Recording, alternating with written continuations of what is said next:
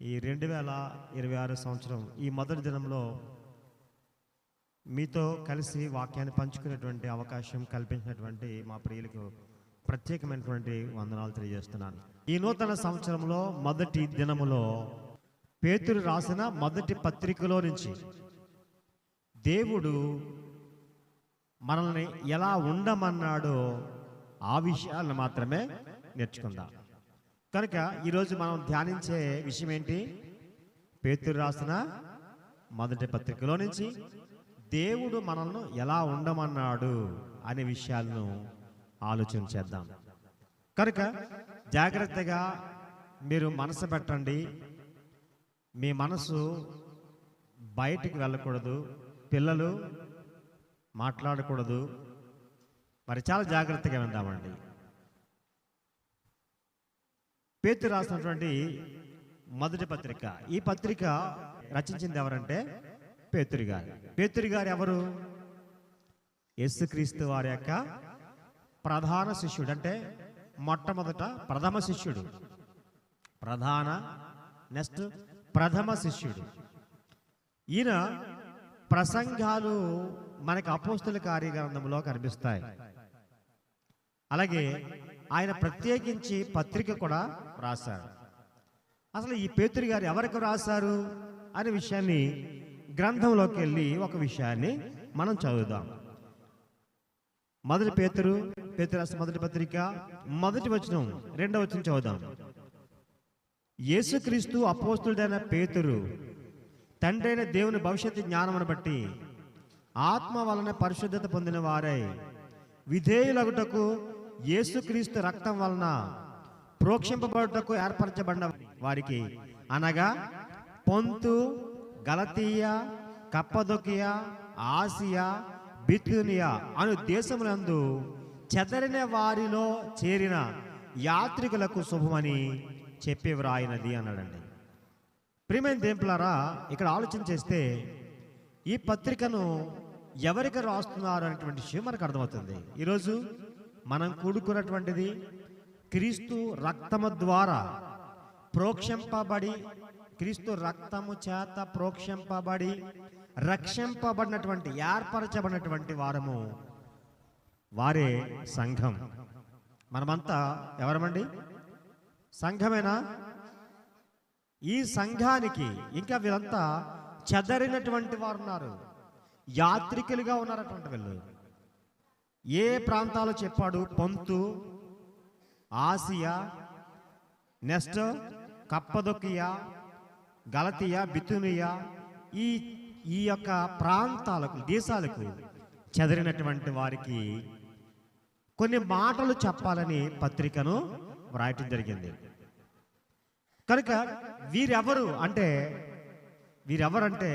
యేసుక్రీస్తు రక్తము ద్వారా విమోచింపబడినటువంటి వారు, పరిశుద్ధులు. కనుక వీరికి కొన్ని విషయాలు చెప్పాలి అని ఆయన పత్రికను వ్రాయటం అనేది జరిగింది. ఇక్కడ ఆలోచించేయండి. పేతురు గారు దేవుని చేత ఏర్పరచబడినటువంటి బోధకుడు, సేవకుడు. మీకు అర్థమవుతుందా? పేతురు గారు దేవుని చేత ఏర్పరచబడినటువంటి, ఒకటి శిష్యుడిగా ఉన్నాడు, రెండు పరిచారకుడిగా ఉన్నాడు, మూడు బోధకుడిగా ఉన్నాడు. ఈ మూడు క్యారెక్టర్స్ ఎవరిలో ఉన్నాయంటే పేతురు గారిలో ఉన్నాయి. కనుక ఆయన మాట్లాడుతున్నటువంటి మాట పేతురు గారిదా, దేవునిదా? అదండి ఈరోజు ఇక్కడ సేవకులుగా నిలబడి బోధిస్తున్నటువంటి మాటలు మీరు ఒకవేళ అనాలోచనగా ఆలోచించకండి. చాలామంది ఒక సేవకుడు మాట్లాడుతుంటే మరి నొచ్చుకునేటువంటి వారుగా, లేకపోతే బాధపడేటువంటి వారుగా, కోపగుంచుకునేటువంటి వారుగా, నా కొరకే అన్నట్లుగా మరి ఆలోచిస్తున్నారు. నిజమే, మీ కొరకు కాకపోతే సేవకుడు ఎవరి కొరకు మాట్లాడతాడు? మీ కొరకు కాకపోతే సేవకుడు ఎవరితో మాట్లాడతాడు? మిమ్మల్ని హెచ్చరించకపోతే ఎవరిని హెచ్చరిస్తాడు? ఆ రోజు యేసుప్రభు శిష్యులైనా, నేడు ఇక్కడ నిలబడినటువంటి సేవకుడైనా ఎవరిని హెచ్చరిస్తాడు? గోడలనా, కిటికీలనా, మీరు కూర్చున్నటువంటి సోఫాలనా? దేనిని హెచ్చరిస్తాడు? మిమ్మల్నే. కానీ ఈరోజు సమాజం ఎలా ఉందంటే, మమ్మల్ని ఏదో బాధపరిచే మాట అన్నారు అన్నాడు. లేదు లేదు, అంటే బాధపరచడానికి కాదు, ఆ బాధతో మీరు మార్పు చెందాలనే మీ సేవకులు మాట్లాడతాడు. అది పేతురు గారు మాట్లాడినా, రాజేష్ గారు మాట్లాడినా, రాంప్రసాద్ మాట్లాడినా, మీరు బాధ మీ యొక్క హృదయంలో పడవబడాలి. హృదయంలో పడవబడి మీరు సేవకుని మీద తిరగబడడానికి కాదు, సేవకుని మీద తిరగబడడానికి దేవుడు మరి సేవకుని ఎన్నుకోలేదు. మీ హృదయంలో పడవబడి దేవుని సేవకుని అడగాలి, ఏం చెయ్యాలని అడగాలి. అలాగే అడిగారు ప్రారంభ సంఘం. ఒక మాటను చూసుకుని పేతురు రాసిన పత్రికలోకి వద్దాం. అపోస్తల కార్యములు 2వ అధ్యాయం, అపోస్తల కార్యముల గ్రంథం 2వ అధ్యాయం 37వ వచనం. వారు ఈ మాట విని హృదయములో నొచ్చుకుని అనే మాట వ్రాయబడింది. నొచ్చుకుని అన్న చోట ఒకటని వ్రాయబడింది. కింద చూడండి ఏమనుంది? పడవబడి. హృదయములో నొచ్చుకుని అంటే పడవబడి, అంటే దేవుని యొక్క మాట వింటున్నప్పుడు నొప్పి వస్తుంది, పొడిస్తున్నట్లుంది. అంటే దేవుని యొక్క వాక్యం దేనితో పోల్చాడు? ఖడ్గము. ఖడ్గం ఏం చేస్తుందట? చూడండి ఒకసారి హెబ్రీయులకు రాసిన పత్రిక 4వ అధ్యాయము 12వ వచనం చదవండి. దేవుని యొక్క వాక్యమును ఏమని పోల్చాడంటే ఖడ్గం అన్నాడు. చదవండి. దేవుని వాక్యము సజీవమై బలము గలదై రెండంచులు గల ఎటువంటి ఖడ్గము కంటేను వాడిగా ఉండి ప్రాణాత్మలను కీళ్లను విభజించునంత మట్టుకు దూరుచు హృదయం యొక్క తలంపులను ఆలోచనలను శోధించుచున్నది. అంటే హృదయంలోకి వెళ్ళిపోద్దట. కీలాత్మ అంటే ప్రాణాత్మలోకి వెళ్ళిపోద్దట. కీళ్లను మూలుగులను విభజించుకుంటూ వెళ్ళిపోతుందట. హృదయంలో తలంపులను శోధిస్తుందట. అక్కడికి వెళ్ళిపోద్దండి. ఇది ఖడ్గము, మామూలు ఖడ్గం కాదు, రెండంచులు గల ఖడ్గము. వెళ్ళినప్పుడు ఏం చేయాలి, ఏం చేశారనేది 2వ అధ్యాయం అపోస్తలుల కార్య గ్రంథంలో వాళ్ళ హృదయంలో పడబడినటువంటి వారు ఏమన్నారు చూడండి. వాళ్ళు నొచ్చుకుని 37వ వచనం చదువుతున్నాం కదా.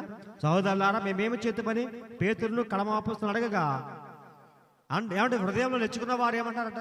సహోదరులా, మేమేమి చేతుమని ప్రసంగం చేస్తున్నటువంటి పేతురుని అడిగారట. పేతురుని కడమ అపోస్తలులు అడిగారట. అప్పుడు బోధకుడు ఎవరంటే పేతురు గారు. పేతురు గారిని అడిగారట, మేమేం చేయాలి? ఈరోజు సంఘం వాక్యం అన్న తర్వాత మరి ఒకవేళ మీ హృదయంలో పడవబడితే, మీ హృదయంలో నొచ్చుకుంటే, అయ్యా మేము చేసినటువంటిది పొరపాటే, మేము చేసిన తప్పే, మేమేం చెయ్యాలి అనేటువంటి సంఘముగా ఉండాలి తప్ప, నా గురించి మీరు ఇలా ఎందుకు చెప్పారు అనేటువంటి సంఘముగా ఉంటే మీరు పొరపడుతున్నారు, వాక్యానికి అవిధేయులవుతున్నారు. దేవుని యొక్క వాక్యం ఆ రోజు పేతురు గారు ప్రసంగం చేసినప్పుడు కూడా, ఆ రోజు యూదులకు ప్రసంగం చేస్తే ఆ యూదులు తిరగబడాలి పేతురు గారి మీద. కానీ యేసుక్రీస్తు విషయమై చేసినటువంటి వారి పొరపాట్లు ఏతున్నాయో వాటన్నిటిని గురించి ఎత్తి పేతురు గారు మాట్లాడుతుంటే ఆనాడు వారు యూదులైనటువంటి వారు పడవబడ్డారట. ఎవరిని నొచ్చుకుని పడవబడ్డారు. ఏం చెయ్యాలని అడిగారు. అప్పుడు చెప్పాడు ఏంటంటే, మీరు మారు మనసు పొంది పాపక్షమాపణ నిమిత్తము బాప్తిసం పొందండి అని చెప్తే ఆ రోజు ఇంచుమించు 3,000 మంది చేర్చబడ్డారట. చేర్చబడినటువంటి వారు వారి ఇష్టానుసారంగా జీవించలేదండి. ఆ 2వ అధ్యాయం అంతా కంటిన్యూ చేస్తే వారు ప్రతిరోజు దేవాలయంలో కూడుకున్నారట. వారందరూ కూడా ఏక మనసు కలిగి ఉన్నారంట. దేవుని యందు సంతోషిస్తూ జీవించారంట. వారికి ఉన్నటువంటి ఆస్తులు అమ్మేసి అపోస్తలుల పాదం దగ్గర పెట్టారట. దేవుని యొక్క వాక్యం కోసం బ్రతికారట. ఆలోచన చేశారా? అటువంటి జీవితం జీవించారు ప్రేమైన దేవుని పిల్లారా. ఈరోజు మరి వాక్యం చెప్తున్నటువంటి సేవకుడు దేవుని పక్షముగా నిలబడ్డాడు అనేటువంటి విషయాన్ని మీరు గుర్తెరగాలి. ప్రియ సంఘమా, సహోదరి సహోదరులారా, మీరు పొరపడకండి. దేవుని యొక్క ప్రతినిధి దేవుడు మీతో మాట్లాడుతున్నాడంటే మీరు సేవకునిపై తిరగబడతారా? దేవుడు మీతో మాట్లాడుతున్నాడంటే నీ సేవకు నిలబడి దేవునిపై తిరగబడతారా? తిరగబడకూడదండి. తిరగబడితే భయంకరం. ఆలోచన చేయండి. కనుక పేతురు గారు ఆ రోజు ప్రసంగం చేశారు. తర్వాత కూడా చెదరనటువంటి వారికి, ఆయా ప్రాంతంలో చదివినటువంటి వారికి, పరిశుద్ధులైనటువంటి వారికి, యాత్రికులుగా ఉన్నటువంటి వారికి ఆయన మాట్లాడుతున్నటువంటి మాటలు మరి మనం చూస్తే పేతురు రాసినటువంటి పత్రికలోకి వెళ్ళిపోయి కొన్ని మాటలు నేను త్వరగా మీకు తెలియజేసి ముగిస్తాను. మనం ఎలా ఉండాలో పేతురు గారు చెప్పారండి. ఈ పత్రికలో జాగ్రత్తగా 5 అధ్యాయాలు ఉన్నాయి. ఈ 5 అధ్యాయాలు కనుక చదివితే మన జీవితాలు మారిపోతాయి, మన బ్రతుకు మారిపోతాయి. మనం ఎలా బ్రతకాలి సమాజం తెలిసిపోద్దండి. బైబిల్ అంతా చదవనవసరం లేదు, ఈ పత్రికను చదివితే సరిపోద్ది. అదేంటి బైబిల్ అంతా చదవక్కర్లేదంటే, ప్రియమైన దేవులారా, బైబిల్లో ఒక భక్తుడు రాసిన విషయాలే మరొక పత్రికలు కూడా ఉంటాయి. అంటే పదే పదే సేవకులు మనల్ని హెచ్చరిస్తున్నారని గమనించాలి. కొలసీలు రాసిన పత్రికలో పౌలు గారు హెచ్చరించిన విషయాలే పేతురు గారు హెచ్చరించవచ్చు. పదే పదే ఇవన్నీ విషయాలు ఎందుకు హెచ్చరిస్తున్నారంటే మనం మారాలని. అంతేగాని మీరెన్ని చెప్పినా మేము మారం, మేము మార్పు చెందాం, మేము అలాగే ఉంటాం, మమ్మల్ని మీరేమనుకున్నా కానీ మా బ్రతుకులు అలాగే ఉంటాయి అని ఒకవేళ మనం నిర్లక్ష్యం చేసి మనం అక్కడ మాట్లాడుతున్నటువంటి వ్యక్తినే కనుక ఆలోచన చేస్తే, ఆలోచన చేయండి, మన బ్రతుకులు ఎప్పటికీ మారో, మన కుటుంబాలు ధన్యంగా ఉండో, మనం చేరవలసినటువంటి గమ్యాన్ని చేరలేము, దేవుని చిత్తాన్ని మన జీవితంలో నెరవేర్చలేము. మనం ఎలా ఉండాలో చెప్తున్నటువంటి మాట, పేతురు గారు చెప్తున్నటువంటి మాట, మొట్టమొదటి విషయాన్ని మనం చూద్దామండి. పేతురు రాసిన మొదటి పత్రిక 1వ అధ్యాయము 13వ వచనం చూద్దాం. కాబట్టి మీ మనసు అను నడుము కట్టుకుని నిబ్బరమైన బుద్ధి గలవారే యేసుక్రీస్తు ప్రత్యక్షమైనప్పుడు మీకు తేబడు కృప విషయమై సంపూర్ణ నిరీక్షణ కలిగి ఉండుడి అన్నాడండి. అంటే ఇక్కడ భక్తుడు పేతురు గారు చెప్తున్నారు సంఘానికి, మీరు సంపూర్ణమైన నిరీక్షణ కలిగి ఉండాలి. మొట్టమొదటి విషయం ఏంటండి? సంపూర్ణమైన నిరీక్షణ. నిరీక్షణ అంటే అర్థం ఏంటి? ఎదురు చూడటం. అంటే మనం విశ్వాసముతో ఎదురు చూడడాన్ని ఏమన్నాడు? నిరీక్షణ. అంటే మన విశ్వాసములో అపనమ్మకం అసలే ఉండకూడదు. ఇప్పుడు యేసుక్రీస్తు వారు రాకడ ఉందా లేదా? ఉంది. యేసుక్రీస్తు రాకడలో మనమందరం ఎత్తబడతామా? ఎత్తబడాలి. ఆ గుంపులో మనం ఉండాలి. యేసుక్రీస్తుతో పాటు నిత్య జీవానికి వారసులవ్వాలి. ఈ ఆలోచన కలిగి ఈరోజు క్రైస్తవులముగా క్రీస్తు రక్తం ద్వారా విమోచింపబడినటువంటి వారు కనుక మనం ఎలాంటి నిరీక్షణ కలిగి ఉండాలంటే సంపూర్ణమైన నిరీక్షణ కలిగి ఉండాలి. ఎందుకంటే యేసుక్రీస్తు మరి వచ్చినప్పుడు ఆయన తీసుకొచ్చేటువంటి మెప్పు నేను పొందుతాను, ఆ ఘనతను నేను పొందుతాను అనేటువంటి జీవితం కలిగి మనం ఎలా ఉండాలంటే, మొట్టమొదటిగా ప్రతి క్రైస్తవునికి అవసరమైంది ఏంటంటే నిరీక్షణ అండి. అవునా? నిరీక్షించాలి, నిరీక్షించాలి. చూడండి, ఆలోచన ఏంటంటే, ఒకసారి ఒక ఉదాహరణ ఏంటంటే చెప్తాను చూడండి. మనం ఏదైనా ఒక ప్రాంతానికి వెళ్తున్నప్పుడు, ఇప్పుడంటే బైక్ల మీద వెళ్తున్నాం, కానీ ఇప్పటికీ బస్సు ప్రయాణం చేసేటువంటి వారు ఉంటారు. బస్ స్టేషన్ దగ్గరికి వెళ్తాం, ఒక దానికోసం నిరీక్షిస్తాం. అంటే మనం వెళ్ళవలసినటువంటి ఒక గమ్యం ఉంది, ఆ గమ్యం చేరుకోవడం కోసం బస్సు కోసం నిరీక్షిస్తాం. ఎంతవరకు అంటే వచ్చే వరకు. వచ్చిన తర్వాత నిరీక్షించవలసిన అవసరం ఉందా? లేదు. కనుక ఈరోజు ప్రభువు రాకడ వరకు కూడా మనం నిరీక్షణతోటే ఉండాలి.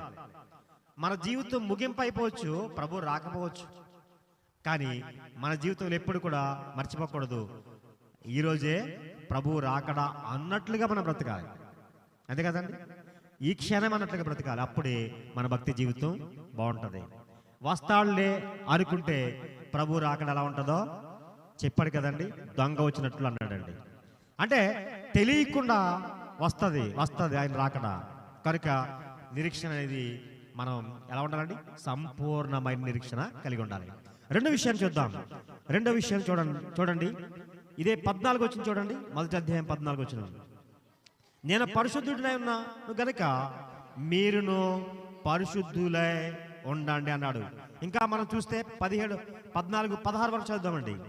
కాగా మీరు విధేయులై పిల్లలై మీ పూర్వపు అజ్ఞాన దశలో మీకున్న ఆశలను అనుసరించి ప్రవర్తింపగా మిమ్మును పిలిచిన వాడు పరిశుద్ధులై ఉన్న ప్రకారము మీరు సమస్త ప్రవర్తన యందు పరిశుద్ధులై ఉండాలి. పేతురు గారు మాట్లాడుతున్న ఈ మాట ఎవరిదండి? దేవుడిది. దేవుడు ఏమన్నాడంట? నేను పరిశుద్ధుడినై ఉన్నాను కనుక మీరునో పరిశుద్ధులై యునుడి, పరిశుద్ధులై యునుడి అన్నాడండి. దేవుడు చెప్తున్నాడు నేను పరిశుద్ధుడి. దేవుడు ఎటువంటి వాడండి అంటే దేవుడికి ఉన్నటువంటి క్యారెక్టర్స్, దేవుడికి ఉన్నటువంటి లక్షణం ప్రతి మనిషిలో రావాలి. అందుగురించి యేసుక్రీస్తు వారి లోకానికి వచ్చారు.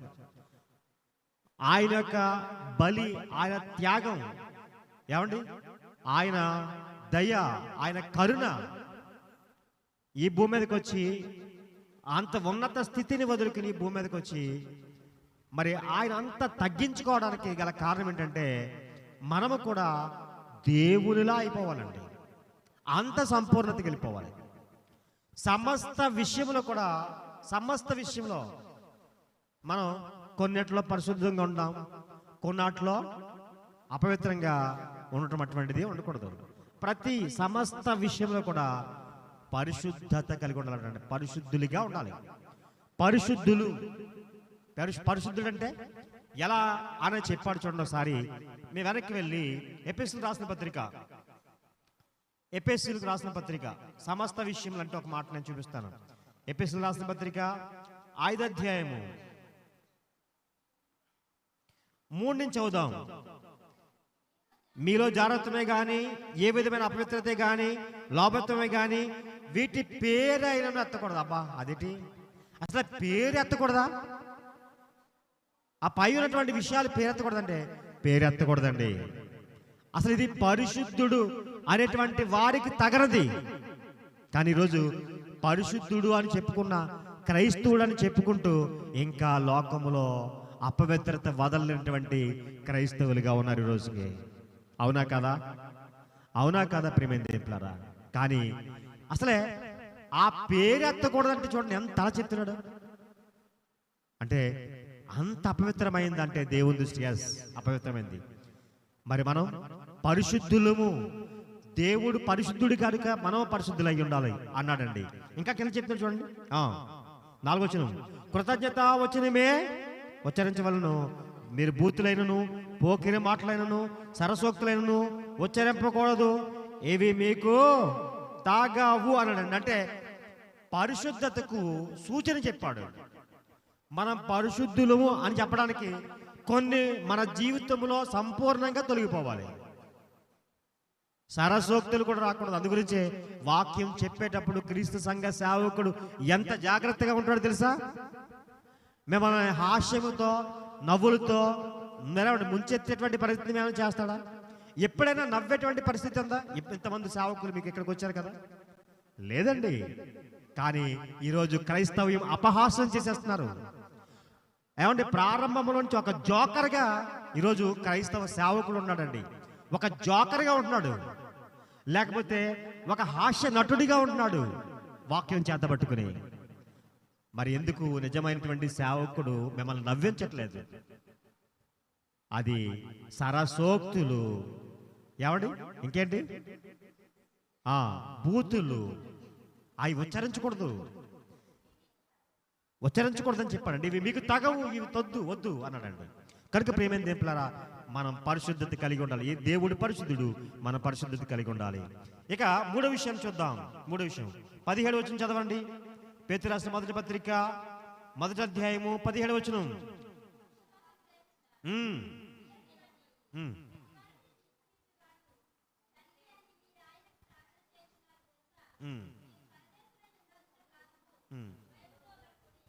రెండోది 3వ అంటున్నాడండి, మనము పరదేశంలో ఉన్నామని చెప్తున్నాడండి. ఇక్కడ జ్ఞాపకం చేస్తున్నాడు. మనం ఏంటండి, మన దేశం ఇది కాదు. ఇప్పుడు ఆ విదేశాలు వెళ్తున్నటువంటి వారు భయముగా ఉంటారా, విచ్చలవిడిగా ఉంటారా? విదేశాలు వెళ్తారు కదా, చాలామంది ఇక్కడ ఉన్నారు, మన బంధువులు ఉన్నారు, వెళ్ళారు. వాళ్ళ యజమానికి భయముతో ఉంటారా, ఇష్టానుసారంగా ఉంటారా? 2 సంవత్సరాలకు వాళ్ళకి వీసా ఇస్తే 2 సంవత్సరాలు కూడా చాలా భయంతో ఉంటారండి. యజమానులు మెప్పించే రీతిగా, వారు మెచ్చుకునే రీతిగా ఉంటారు. లోపల ఎంత బాధ ఉన్నా కానీ వారు ఎదుట మాత్రం ఎలా ఉంటారండి? చాలా భయంతో ఉంటారు. మరి ఈరోజు మనం పరదేశులం అండి. మనది ఈ దేశం కాదు, పరలోకం నుంచి ఈ భూమి మీదకి వచ్చాం. మరి పరదేశంలో ఉన్నటువంటి మనము ఎలా ఉండాలట? ఎలా ఉండాలి చెప్పాడండి? భయముతో గడపాలటండి. పరదేశంలో ఉన్నంత కాలం కూడా, ఈ భూమి మీద ఉన్నంత కాలం కూడా ఎలా ఉండాలంటండి? భయముతో గడపాలట. దేవునికి భయము పడి గడపాలండి. ఆలోచించేశారా? మనం అలా ఉందండి. అసలు దేవుడు అంటే లెక్కలేని తనం, భయం లేనటువంటి తనం. దేవుడు నమ్ముతున్నారు కానీ ఈరోజు ఎందుకు నమ్ముతున్నారో అజ్ఞాన స్థితిలో ఉన్నారండి. నిజమండి, అజ్ఞాన స్థితిలో ఉన్నారు. ఒక ఆయన అంటున్నాడు, ఏమంటున్నాడంటే, మాకు అందరి దేవుళ్ళు ఒకటే అంటున్నాడండి. క్రైస్తవుడు బాప్తిసం పొందినటువంటి వాడు అని దేవుళ్ళు ఒకటే అన్నాడంటే వాడికి దేవుని గురించినటువంటి జ్ఞానం అసలు తెలిసిందా అండి? ఏమండి, అన్ని దేవుళ్ళు ఒక్కడే అని చెప్పగలుగుతాడా? నిజమైనటువంటి క్రైస్తవుడు దేవుని వాక్యమైనటువంటి వాడు చెప్పలేడండి. కానీ ఈరోజు అటువంటి అజ్ఞాన స్థితిలోనికి క్రైస్తవం వెళ్ళిపోయింది కనుక వారికి దేవుని యొక్క వాక్యం అర్థం కాలేదు, దేవుడు అర్థం కాలేదు కనుక వ్యర్థంగా మాట్లాడుతున్నారు. ప్రేమైన దేవులారా, దేవుని భయం లేకుండా జీవిస్తున్నాడు. కానీ ఈ భూమి మీద పరదేశులుగా ఉన్నాము కనుక ఈ భూమి మీద జీవించినంత కాలము దేవునితో భయంతో గడపాలి. ఇక 4వ విషయం చూద్దాం. 4వ విషయం 22వ వచనం చదవండి. పేతురు రాసిన మొదటి పత్రిక 22వ వచనం, మొదటి అధ్యాయం 22వ వచనం.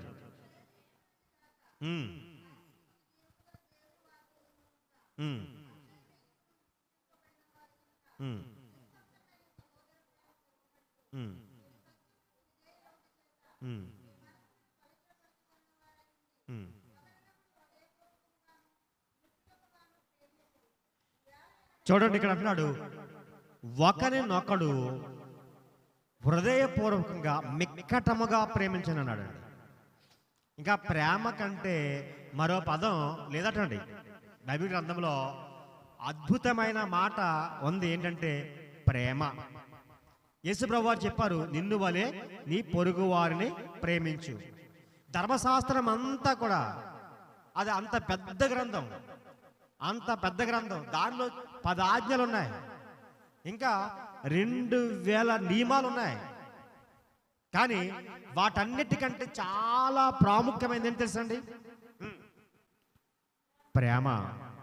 నిన్ను వలె నీ పొరుగువాన్ని ప్రేమించు అను ఒక్క మాటతో ధర్మశాస్త్రం అంతా కూడా సంక్షిప్తమైంది అంటాడు. గలతీయులకు రాసిన పత్రిక 5వ అధ్యాయం 14వ వచనం చూస్తే, ఏమండి, ధర్మశాస్త్రం అంతా ఒక్కటే, నిన్ను వలె నీ పొరుగువాన్ని. యేసుప్రభువు వారు కూడా మత్తయి సువార్తలో 23వ అధ్యాయంలో కూడా చెప్తాడు, ఏంటంట 2 ఆజ్ఞలు. ఒకటి, నీ దేవుడైన యెహోవాను పూర్ణాత్మతోను పూర్ణ హృదయంతోను మరి సేవించాలి. అంతేకాకుండా రెండోది ఆ మొదటి లాంటిదే, నిన్ను వలె నీ పొరుగువాన్ని ప్రేమించు అంటాడు. అర్థమవుతుందండి? ప్రేమ కంటే ఇంకా ముఖ్యమైనది లేదు. కొరింథీయులకు రాసినటువంటి మొదటి పత్రిక 13వ అధ్యాయం 13వ వచనం చూస్తే ఏంటంట? విశ్వాసము, నిరీక్షణ, ప్రేమ, ఈ 3 నిలుచును, దానిలో శ్రేష్టమైనది ప్రేమయే. ఎందుకంటే ప్రేమ ఎంత గొప్పదో 13వ అధ్యాయం 4వ వచనం చెప్పాడు. ఏంటంటే అది శాశ్వత కాలము ఉండేది. ఏమండి, అపకారాన్ని తల ఉంచుకోదట అండి, దీర్ఘశాంతం చూపిస్తుందట, అది కనికరిస్తుందట, మత్సరపడదంట, దమ్మముగా ప్రవర్తించదంట, త్వరగా కోపాడదంట. ప్రేమకున్నటువంటి లక్షణాలు ఏవండి? యేసుక్రీస్తు వారు ప్రేమ అయి ఉన్నారు కనుక మనము కూడా ప్రేమగా ఒకరినొకళ్ళు ప్రేమించాలండి. ఇంకా అంతకంటే మించింది లేదండి. ఈ భూమి మీద నుంచి మనం అంతగానో సంపాదించుకోవాల్సింది మరొకటి ఏమి లేదు. ఒకడు మిక్కటముగా అన్నాడండి, గొప్పగా ప్రేమించుకోవాలి. ప్రేమ దేవులారా, ఆలోచించేయండి. మన జీవితంలో ఒక్కొక్కసారి ఎలా ఉంటామంటే, ప్రారంభ దశ బాగుంటుంది, ప్రారంభ జీవితం బాగుంటుంది. ఏమంటే ప్రభు నమ్మినటువంటి దినములు, ప్రారంభ దినములు బాగుంటాయి. తర్వాత ఉండి కొద్దిగా మన భక్తి జీవితం అయిపోతుందంటే అలా క్షీణించిపోతూ ఉంటుంది. చూడండి, ఈ ప్రకృతిలో కూడా ఏంటది వసంత ఋతువు అంటారు కదండి, గ్రీష్మ ఋతువా. ఒక ఋతువు వచ్చేసరికి మొత్తం చెట్లు చిగురిస్తాయి. తర్వాత ఏమవుతుంది, అలా నెమ్మదంగా ఏమైపోతాయి, చెట్లు వాడిపోతే ఆకులన్నీ రాలిపోయినట్టుగా మన జీవితం అలా తగ్గిపోతుంటుంది. కానీ మరలా చిగురిస్తాయి. అర్థమవుతుందండి? ఎలా చిగురిస్తాయి అంటే కాలాన్ని బట్టి అది చిగురిస్తూ ఉంటాయి. కానీ ప్రియమైన దేవుని పిల్లరా, మనము కూడా ఈరోజు దేవుని పిల్లలుగా ఒకవేళ మనం దేవుని యొక్క మాటలు మర్చిపోతున్నాము, దేవుని యొక్క వాక్యం మర్చిపోయేటువంటి స్థితిలో ఉంటే మరలా చిగురింపజేసేది ఏంటంటే దేవుని యొక్క వాక్యం అండి. ఒకవేళ మర్చిపోయేటువంటి ఆ ఆజ్ఞలు మరలా జ్ఞాపకం చేస్తున్నాడు మీ సేవకుడు. అందు గురించి వారంలో ఎన్నిసార్లు మనం దేవుని చెంతకు వస్తే అంత చిగురింపబడినటువంటి వారు ఉంటాం, అంత గొప్పగా పచ్చగా ఉంటాం. అదవుతుందండి. భక్తుడు చెప్తారు కదా, ఎవరు, దావీదు గారు చెప్తారు కదా, ఏమంటే యెహోవా ధర్మశాస్త్రమందు ఆనందించు దివారాత్రములు ధ్యానించేవాడు అతడు తన కాలమందు ఫలమిచ్చే చెట్టు వాళ్ళు ఉంటాడంట, ఆకువాడక. ఇంకా చెప్పాడు ఏంటంట, నీటి కాలువల యారు నాటబడినదై తన కాలమందు ఫలమిచ్చు చెట్టు వలె ఉంటాడట. అంటే చూడండి, నీరు సమృద్ధిగా ఉన్న చోట ఎలాగైతే చెట్టు ఫలవంతంగా ఉంటుందో అలా ఉంటుందట మన జీవితాలు. ప్రేమైన దేవులారా, ఆలోచన చేయండి. చాలా ప్రాముఖ్యమైన విషయాలు మరి గ్రంథం నుంచి చెప్పడం జరిగింది. మరొక విషయాన్ని నేను చూపిస్తున్నాను. 5వ విషయం చూడండి. ఇదే మొదటి అధ్యాయము, 2వ అధ్యాయము 1 నుంచి 3 వచనాలు చూస్తే మనం అటండి రక్షణ విషయంలో ఎదుగునట్లుగా ఏమండి వాక్యం అనేటువంటి పాలను అపేక్షించాలని చెప్తున్నాడు. ఎందుకంటే మనము ప్రభువు దయాళుడని రుచి చూచిన సమస్తమైన దుష్టత్వమును, సమస్తమైన కపటమును, వేషధారను, అసూయ, సమస్తమైన దూషణ మాటలు మాని క్రొత్తగా జన్మించినటువంటి శిశువును పోలిన వారై అన్నాడండి. అర్థమవుతుందండి? దేవుడు దయాళుడని రుచి చూచి తెలుసుకుంటాడట. అర్థమవుతుందండి? అర్థమవుతుందా? దేవుడు గనక దయాళుడని రుచి చూసి తెలుసుకుంటే, రుచి ఎరిగి ఉంటే ఏమండి మనం ఎటువంటి వారు అంటండి, ఆ రక్షణ విషయంలో ఎదుగటానికి అవసరమైంది ఏంటంటే వాక్యం అనేటువంటి పాలు అంటండి. ఏదంటది? వాక్యం అనేటువంటి పాలు. సమస్తమైనటువంటి ఏదైతే దేవునికి అవిధేయత కలిగినటువంటి వాటన్నిటిని మానేసి కొత్తగా జన్మించిన శిశువును పోలినటువంటి వారికి ఉంటారట మన జీవితం. అర్థమవుతుందండి? అది గురించే బైబిల్ చెప్తుంది. కొరింథీయులకు రాసినటువంటి 2వ పత్రిక 5వ అధ్యాయం 10వ వచనం ప్రకారంగా ఒక మాట చెప్పాడండి. చూడండి ఒకసారి. కొరింథీయులకు రాసినటువంటి 2వ పత్రిక 5వ అధ్యాయం 10వ వచనం 17వ వచనం ఏమన్నాడు? కాగా ఎవడైనను క్రీస్తు నందున్న ఎడల వాడు నూతన సృష్టి అన్నాడు. అతనిలో పాతవి గతించిపోయాయి, క్రొత్తవి. ఏమంటే నిత్య నూతనముగా ఉండేటువంటిది ఎవరు అంటే క్రైస్తవుడు. క్రీస్తు నందుంటే అతను నూతన సృష్టి. ప్రసంగి గ్రంథంలో 1వ అధ్యాయం 4 నుంచి 9 వచనాలు చూస్తే ప్రసంగి అంటాడు, అసలే ఈ భూమి మీద నూతనమైనది ఏది కూడా లేదట. మునుపుండునదే నేడు ఉండబోతుంది, నేడున్నదే రేపు ఉండబోవుది. అన్నీ కూడా పాతపోతాయి, కానీ అండి నూతనమైనది ఏది లేదు అని ఒప్పుకున్నాడండి. ఎవరు? ప్రసంగి. ఎవరు? సొలొమోను. నూతనమైనది లేదటండి. నిజమే కదా? ఈరోజు కొత్త వస్త్రం మీరు కొనుక్కున్నారా? న్యూ ఇయర్ కదా, కొత్త వస్త్రం వేసుకున్నారా చాలా మంది? మళ్ళీ రేపటికి ఏమైపోతుంది? పాతది. కొత్త బండి కొనుక్కున్నారా? పాతది. కొత్త గృహం కట్టుకున్నారా? రేపటికి పాతది. మీరు ఏదనుకున్నారా? అంత ఈ సృష్టిలో ప్రతిదీ కూడా ఏమైపోద్ది? పాతైపోద్ది. కానీ ఈ సృష్టిలో నిత్య నూతనముగా ఉండేటువంటి అవకాశం దేవుడిచ్చాడు. ఎప్పుడంటే క్రీస్తులో. కాగా ఎవడైనను క్రీస్తు నందున్న ఎడల, క్రీస్తు నందుంటే వాడు నూతన సృష్టి అటండి. నూతన సృష్టి. ఈరోజు ఇదిగోండి, ఈ కల్మషం అంటే సమస్తమైనటువంటి కల్మషము, కపటము, వేషధారణ, అసూయ, దూషణ మాటలు ఇవన్నీ కూడా మనలో ఉండవు. మనం ఎలా ఉంటామంట? ఒక శిశువులా ఉంటామంట. కానీ అటువంటి క్రైస్తవ జీవితం మనకు ఉందా అండి? ఉందా ప్రియమైన దేవులారా? లేదు ప్రియమైన దేవులారా, మనలో లేదండి. మనలో ఇంకా చాలా ఉన్నాయి. మనం పెద్దవాళ్ళలా ఉన్నాం, శిశువుని పోలినటువంటి వారుగా లేవు. అది కదండి. అంటే మన యొక్క ప్రవర్తన విషయంలో శిశువుని పోలి ఉండాలి. అది కాదు, జ్ఞాన విషయంలో కాదు. ప్రవర్తన విషయం ఎలా ఉండాలండి? శిశువుని పోలే ఉండాలి. ఎప్పుడు కూడా మనం తగ్గించుకొని ఉండాలి. ఎవరైనా దూషిస్తే బదులు దూషించకూడదు. యేసుప్రభువు నేర్పించే పాఠం. ఎవరైనా శ్రమ పెడితే వారి కోసం ప్రార్థన చేయాలి. శత్రువును కూడా ప్రేమించాలి. ఎన్నో ఆధ్యాత్మిక సూత్రాలు చెప్పారు. ఇవన్నీ మన జీవితంలో అనుసరించుకుంటూ వస్తే అప్పుడు మనం ఏమండి ప్రవర్తన విషయంలో శిశువులుగా ఉంటాం. మరి జ్ఞానం విషయంలో ఎదగాలి. రోజు రోజు గొప్ప జ్ఞానవంతులుగా ఉండాలి. మనం ఎలా నడుచుకోవాలో వరకే తెలియాలి. కానీ సమస్త ప్రవర్తన విషయంలో ఎలా ఉండాలండి? శిశువుని పోలే ఉండాలి. కానీ రక్షణ విషయంలో దినదినము ఎదగాలి. ఎదగాలంటే ఏం చేయమని తెలుసండి? వాక్యమైనటువంటి పాలను అపేక్షించాలి. అందు గురించే ఒకవేళ చాలా మంది ఈరోజు చూస్తే వాక్యమైనటువంటి పాలకు దూరంగా ఉంటున్నారు క్రైస్తవులు. నూతన సంవత్సరం మొదటి దినమా ఆ రోజు కనిపించేటువంటి క్రైస్తవులు ఉన్నారు. ఈరోజు కొత్త ట్రెండ్ మొదలైంది. ఏంటంటే ఒకవేళ అప్పుడప్పుడు కనిపించేటువంటి క్రైస్తవుల్ని ఈరోజు గద్దిస్తున్నారు కొంతమంది సేవకులు. ఏంటంటే సంవత్సరానికి ఒకసారి కనిపిస్తాడని అంటున్నారని వారు కూడా మానేశారండి. వారు కూడా రావటం మానేశారు. ఎందుకు? మళ్ళా వెళ్తే ఇదే చెప్తాడు సేవకుడు, సంవత్సరానికి ఒకసారి కనిపిస్తావు అంటాడు కనుక ఎందుకులే అని. ఆ రోజు కూడా దేవుని సన్నిధికి రానటువంటి క్రైస్తవ సమాజం ఉందండి. ఈరోజు చాలా బాధాకరమైన పరిస్థితి. ఈరోజు సమాజం చాలా దారుణమైనటువంటి పరిస్థితులు ఉన్నారండి. కానీ ప్రియమైన దేవులారా, కాదండి. మనము ప్రవర్తన విషయంలో శిశువులుగా ఉండాలి.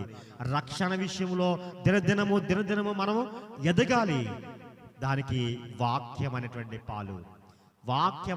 పాలు మన ఆత్మీయ జీవితాన్ని ఎదిగింపజేసేది. దాన్ని మనం అపేక్షించాలన్నాడండి ప్రియమైన దేవులారా. మన యొక్క ఆధ్యాత్మిక జీవితానికి ఈ మొదటి అధ్యాయంలో కొన్ని మాటలు మీకు చూపించాను కనుక మీ రక్షణ విషయంలో దినదినము ఎదగాలి అంటే దేవుని యొక్క వాక్యమును మీరు అపేక్షించాలి. ప్రియమైన దేవులారా, మన జీవితం ఎలా ఉంది? మన పరిస్థితులు ఎలా ఉన్నాయి? వాక్యమును శ్రద్ధ చేస్తున్నామా? చాలామంది ఈరోజు వాక్యానికి విలువనివ్వట్లేదు. కనుక విలువనివ్వనటువంటి క్రైస్తవ జీవితాలు ఎలా ఉంటాయో మీరు చూడండి. విలువనిచ్చినటువంటి క్రైస్తవ జీవితాలు ఎలా ఉంటాయో చూడండి. మన ఆధ్యాత్మిక స్థితి ఎలా ఉందో చూడండి. ఆధ్యాత్మిక స్థితిని కోల్పోయినటువంటి వారి జీవితాలు ఎలా ఉన్నాయో చూడండి. కనుక మనం దేవుల్లో ఉన్నాం, దేవునితో ఉన్నాం, ప్రభువుతో మనం ఉండాలి. అప్పుడే నూతన సృష్టి. నూతనం అంటే సంవత్సరం కాదు, మన జీవితం నూతనంగా ఉండాలి. నూతనం అంటే ఏమంటే వస్త్రం కాదు, మన జీవితం నూతనంగా ఉండాలి. నూతనం అనుకుని ఈరోజు రాత్రి చూడండి ఏం చేశారు తెలుసండి?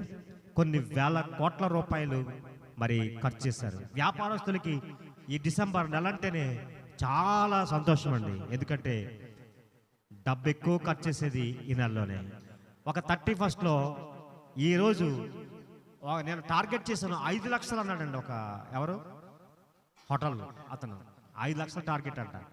అంటే 5 లక్షల అమ్మకాలు అమ్మేయాలి, 5 లక్షలు తినేయాలన్నమాట. తినటం, త్రాగటం, ఈ యొక్క శరీరం గురించి ఆలోచిస్తున్నటువంటి మానవునికి ఆధ్యాత్మికత ఎప్పుడు అర్థమవుతుంది? ఆలోచించేయండి. ఆత్మీయ స్థితి ఎప్పుడు వృద్ధి చేసుకుంటాడు? ఆలోచించేయండి. కనుక క్రీస్తులో రాత్రి గడిపారు వారు ధన్యులు. లోకంలో గడిపారు కొంతమంది, వారికి అది సంతోషం, కానీ అది సరైనది కాదు. ఏమంటే క్రీస్తులో జీవిస్తే, క్రీస్తులో ఉంటే నూతనం, క్రీస్తులో ఉంటేనే ఏమంటే నూతన సృష్టిగా ఉంటాడు. పాతవి గతించినట్లే, పాతవి ఎన్నో వ్యర్థమైనటువంటి విషయాలు మనం విడిచిపెట్టేసాం, దేవుని దగ్గరికి వచ్చాం. ఎల్లప్పుడూ నూతనముగా మనం జీవించాలంటే మనకు అవసరమైంది ఏంటండి? దేవుని యొక్క వాక్యం. ఆ వాక్యంలో మీరు పెంపార చేయబడాలని మనస్ఫూర్తిగా కోరుకుంటూ, మరి వాక్యం చెప్పడానికి అవకాశం ఇచ్చినటువంటి మా ప్రియులు రాజేష్ గారికి నాకు ప్రత్యేకమైన వందనాలు తెలియజేస్తూ, ఇంతవరకు ఓపికతో దేవుని యొక్క మాటలు ఉన్నటువంటి మీ అందరికీ కూడా నా హృదయపూర్వకమైనటువంటి వందనాలు తెలియజేస్తూ ఇలా మాటలు ముగిస్తున్నాను. వందనాలు.